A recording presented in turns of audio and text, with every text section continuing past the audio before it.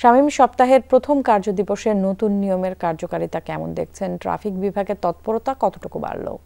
হ্যাঁ ন্যান্সি, এখন আসলে অফিস টাইম শুরু হয়ে গেছে, সড়কে যানবাহনের চাপও ইতিমধ্যে বেড়েছে।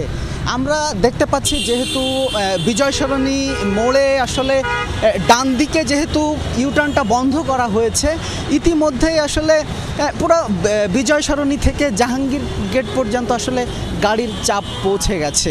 যমুনা স্মার্ট রেফ্রিজারেটর, স্মার্ট লাইফে স্মার্ট রেফ্রিজারেটর। শুধু তাই নয়, বেশ কিছু সময় পর পর আসলে সিগন্যালটা চালু করায় এই জ্যামটা আরও বেশি দীর্ঘ হচ্ছে।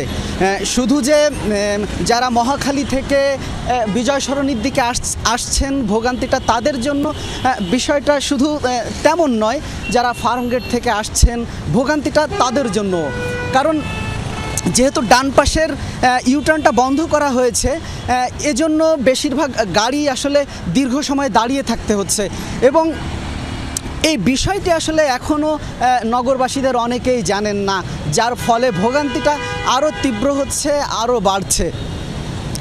এমন অনেককে দেখেছি যারা আসলে ডানে ইউটার্ন নেওয়ার জন্য ধানমন্ডির দিকে যাওয়ার জন্য আসলে গাড়ি নিয়ে এসেছেন, কিন্তু তারা আর এখান থেকে ঘুরতে পাচ্ছেন না, ফলে তাদেরকে বাধ্য হয়ে কাউরান বাজারমুখী হতে হচ্ছে এবং তাদেরকে পুরো কাউরান বাজার সার্ক ফোয়ারা থেকে ইউটার্ন নিতে হচ্ছে। এটা নিয়ে অনেকে বিরক্তি প্রকাশ করছেন, তবে কেউ কেউ সন্তুষ্টি প্রকাশ করলে বেশিরভাগ যারা